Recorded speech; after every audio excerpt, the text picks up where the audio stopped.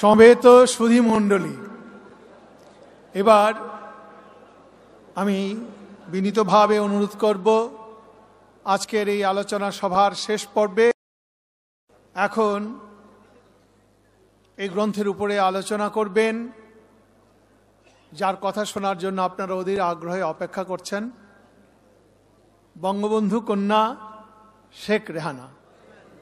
মাননীয় প্রধানমন্ত্রী, শ্রদ্ধেয় আলোচক বৃন্দ এবং উপস্থিত সুধী মণ্ডলী, আসসালামু আলাইকুম। আমি এখানে বঙ্গবন্ধুর বইয়ের ভিতরে যা আছে তা নিয়ে আলোচনা করতে আসিনি, সেটা তো অন্য লোকে বলবে। আমি আমার বাবার কথা বলবো দু চারটে।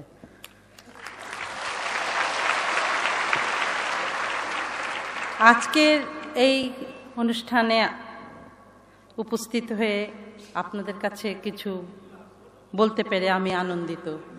চেষ্টা করছি, আমি ভালো বক্তা নই।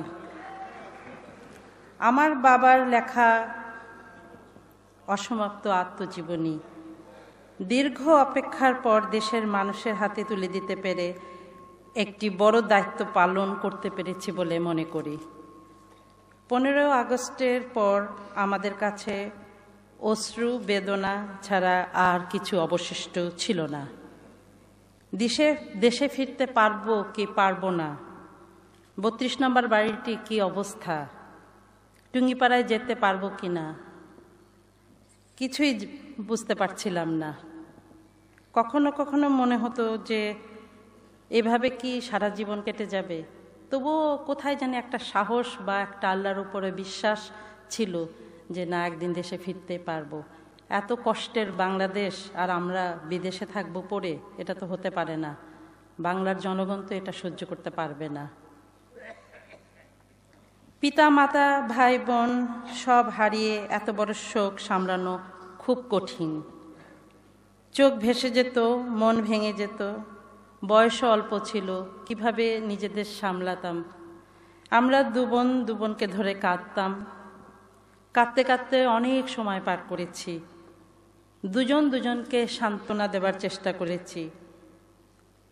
তারপর আপা যখন আওয়ামী লীগের সভানেত্রী হয়ে দেশে ফিরলেন, আমাদের স্বপ্ন ছিল একটাই, আব্বার আদর্শ প্রতিষ্ঠা করা এবং মানুষের কল্যাণে কাজ করা। 81 সালে আপা যখন দেশে ফিরেন, আপাকে বাড়িতে ঢুকতে দেওয়া হয় নাই, 32 নম্বরে ঢুকতে দেওয়া হয় নাই। বাড়ির সামনে রাস্তায় বসেই তিনি দোয়া দরুদ পড়তে বাধ্য হন। এই বাড়িতে আমাদের কত স্মৃতি। 6 দফা স্বাধীনতা আন্দোলনের সময় এই বাড়িতে কত মানুষ আসতো, কত সভা হতো, লোকের লোকারণ্য থাকতো। সেই বাড়ি আজ নির্জন, নিস্তব্ধ, শূন্যতায় ভরা। বুকের ভেতর সব ব্যথা বেদনা চেপে রাখতে হতো, কাউকে কিছু বলতে পারতাম না। নিজেকে নিজেই শক্ত করে রাখতাম, সান্ত্বনা খুঁজে বেড়াতাম। 83 সালে আমি বাংলাদেশে ফিরে আসি। এসে ওই বাড়িতে প্রবেশ করতে আমার খুব কষ্ট হয়েছে, বুক ভেঙে গেছে। আমাদের ভাগ্যে ছিল আব্বার হাতের এই স্মৃতি, এবং এটাই আমাদের জীবনের একটা অমূল্য সম্পদ। আমাদের পারিবারিক একটি মূল্যবোধ ছিল। জন্ম থেকেই আমরা আব্বাকে দেখে আসছি জেলে জেলে। আমার মায়ের কাছে শিক্ষা পেয়েছি বড়দের কিভাবে সম্মান করতে হয়। অনুমতি ছাড়া তাদের জিনিসপত্র ধরা বা দেখা উচিত না। আব্বার লেখা খাতাগুলো মা খুব যত্ন করে গুছিয়ে রাখতেন তার প্রিয় জিনিসপত্রের সঙ্গে। আমরা দূর থেকেই দেখতাম, কিন্তু ধরা বা দেখা বা পড়ার সাহস হতো না, বা তখন এত বুঝতেও পারিনি যে এর ভিতরে এত কিছু লেখা থাকবে এবং এটা যে আমাদের পরম সম্পদ, সেটা তখনও বুঝতে পারিনি। অনেক ছোট ছিলাম। আমরা দূর থেকেই দেখতাম। ইতিহাসের একটা প্রামাণ্য দলিল হয়ে উঠবে এটা। তখনও বুঝতে পারি না আব্বার জীবন কত বিচিত্রভাবে চিত্রিত, কত দুর্লভ অভিজ্ঞতার মধ্যে দিয়ে নিজেকে গড়ে তোলার পাশাপাশি সে সময়ের রাজনীতি ও রাজনীতিবিদদের সম্পর্কে চিন্তা ভাবনা করতেন। সাধারণ মানুষের কথা ভাবতেন, বাবা মার কথা ভাবতেন। তিনি তার সময় একান্ত একজন বিশ্বস্ত ও আদর্শবাদী রাজনীতিবিদ ছিলেন। তারুণ্যের অদম্য সাহস, দেশপ্রেম, আত্মত্যাগের মহিমা, দুর্দান্ত দূরদর্শিতার অধিকারী ছিলেন।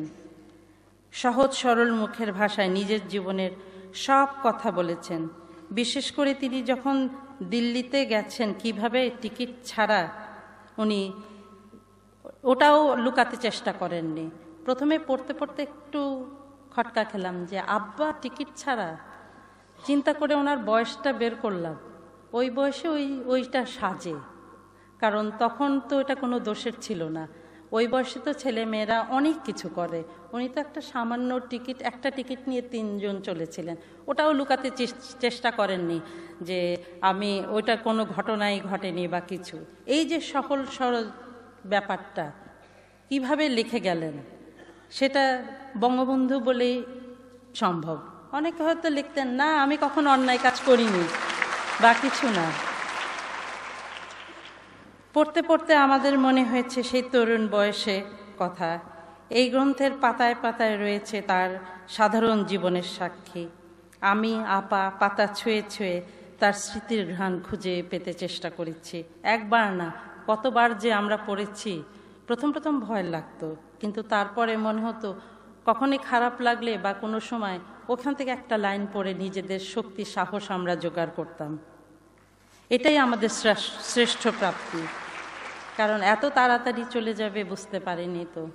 আমাদের হয়তো কিছু বলতেন, দিক নির্দেশনা দিতেন, ওখানেই পড়ে মনে হতো আব্বা বোধহয় চাচ্ছেন এখন এটা করি, বা ওটাই আমাদের মনে হতো যে এখনো আমরা পড়ি কোনো কিছু মনে হলে মনে হয় ওখান থেকে আমাদের উদ্দেশ্য বলা হচ্ছে। হয়তো আব্বা আপার হাতে মাথায় হাত রেখে বলছেন হাসু তুমি এটা করো, দেশের কল্যাণের জন্য এটা করো। আপা বোধ হয় ওইখান থেকেই এত সাহস বা এত কাজ করার উৎসাহ পান। এই গ্রন্থে একটি কথা আছে, আমার দাদা আমার বাবাকে বলেছেন, বাবা রাজনীতি করো, আপত্তি করব না, তবে লেখাপড়া করতে ভুলো না। লেখাপড়া না শিখলে মানুষ হতে। এই কথাটা আমি আমার ছেলে মেয়েদের সবসময় বলি, বাবা লেখাপড়া করো, লেখাপড়া শিখে অনেক জ্ঞানী হও। লেখাপড়া ছাড়া দুনিয়াতে চলতে পারবে না। সবাই সব কিছু নিয়ে যেতে পারে, ওই শিক্ষাটা কেউ নিয়ে নিতে পারবে না, এবং সেই চেষ্টাই করে যাচ্ছি। আমি আগেই বলেছি আমাদের পারিবারিক একটি মূল্যবোধ ছিল, এটা হলো সেই মূল্যবোধ। শিক্ষা দীক্ষা তিনি তার সারা জীবন চর্চা করে গেছেন, আমাদেরও সেই আদর্শে অনুসরী করে গেছেন। তিনি তার পিতামাতা, আত্মীয় স্বজন, বন্ধুবান্ধব, নেতাকর্মীদের কথা বলেছেন এবং আমার মায়ের মমতাময়ী চরিত্রটি তুলে ধরেছেন। তিনি কতখানি আদর্শময়ী আত্মদেখী মহিলা ছিলেন। এই আত্মজীবনী বাঙালি জাতির সংগ্রামী ইতিহাসের একটি শ্রেষ্ঠ অধ্যায় হয়ে থাকবে। এই ইতিহাস তরুণ প্রজন্মের কাছে শিক্ষণীয়, দেশপ্রেমের উজ্জ্বল শিক্ষা হয়ে থাকবে, সামনে চলার সাহস যোগাবে। আমি আশা করব এই আত্মজীবনী আপনারা পড়বেন, অন্যকে পড়তে সহযোগিতা করবেন, তাহলেই তার আত্মার শান্তি পাবে, তার প্রতি শ্রদ্ধা জানানো হবে। কেননা বাংলার মানুষ ছিল তার প্রিয়। তিনি এই বাঙালি জাতির একটি স্বাধীন দেশ দিয়ে গেছেন, এই দেশের কল্যাণের জন্য সারা জীবন আত্মত্যাগ করে গেছেন। খাতাগুলি হাতে নিয়ে মনে হয়েছে সাধারণ রুলটা না খাতা। কারাগারের ভেতরে বসে তিনি সাধারণ একটি কলম দিয়ে লিখে গেছেন তার জীবন স্মৃতি। তার লেখা ডায়েরির খাতাগুলো পড়লে মনে হয় কি দুঃসহ কষ্ট সহ্য করেছেন, তবুও তিনি ছিলেন তার বিশ্বাসে অটল। এ কারণেই তিনি সর্বকালের সর্বশ্রেষ্ঠ বাঙালি, দুঃখী মানুষের নয়নমণি। এখানে এই গ্রন্থের কাজের সঙ্গে যারা জড়িত তাদের সবার প্রতি আমার কৃতজ্ঞতা জানাই। আব্বার লেখা অসমাপ্ত আত্মজীবনী প্রকাশের এই অনুষ্ঠানে এসে মনে হচ্ছে স্মৃতি বড় মধুর, স্মৃতি বড় বেদনার। আমাদের দুই বোনের জীবনটাও যেন অসমাপ্ত, এটা অসমাপ্ত আত্মজীবনী, আর আমাদের দুই বোনের জীবনটাই অসমাপ্ত। কারণ আমরা যেটা জানি আমাদের ধর্মে বা আমাদের যে মানুষের মৃত্যুর সময় দোয়া কালাম পড়ানো হয় বা তাদের প্রিয়জন চলে গেলে তাদের মুখ দেখানো হয়, কবরে দেওয়ার সময় তাদের শেষ দেখা, এটা আমাদের ধর্মে, এটা আমাদের সব কিছু রীতি। কিন্তু আমরা তো সেই সুযোগ থেকে বঞ্চিত, এবং এই জন্যই আমাদের সব সময় আমাদের সব কিছু একটা অতৃপ্ত অসমাপ্ত রয়ে যাবে। তবুও চলতে হবে, দুনিয়াতে চলে যাচ্ছি। উপস্থিত সবাইকে আমার ধন্যবাদ জানিয়ে এখানেই শেষ করছি। জয় বাংলা, জয় বঙ্গবন্ধু।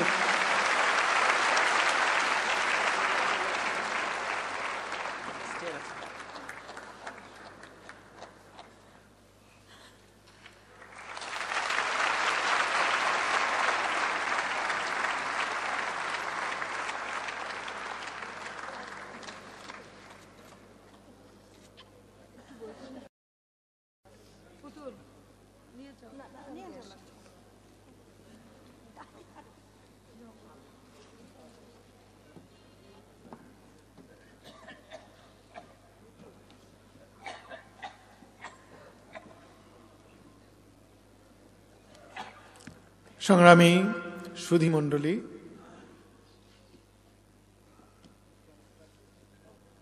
একটি হৃদয়স্পর্শী অসাধারণ বক্তব্য দেওয়ার জন্যে, যিনি সাধারণত কোনো জনসমাবেশে পাবলিকটি কখনোই বক্তব্য রাখেন না, আজকে বঙ্গবন্ধুর অসমাপ্ত আত্মজীবনী গ্রন্থের এই আলোচনা সভায় তিনি উপস্থিত হয়েছেন এবং নিজের স্মৃতি, হৃদয় নিংড়ানো ভালোবাসা ও শ্রদ্ধা আজকে তিনি সামান্য কয়েকটি কথায় উচ্চারণ করেছেন। বাংলাদেশ আওয়ামী লীগের পক্ষ থেকে, এখানে উপস্থিত সমবেত সকলের পক্ষ থেকে, দেশবাসীর পক্ষ থেকে আমরা বঙ্গবন্ধু কন্যা শেখ রেহানাকে আজকে অভিনন্দন জানাই, শ্রদ্ধা জানাই, শুভেচ্ছা জানাই।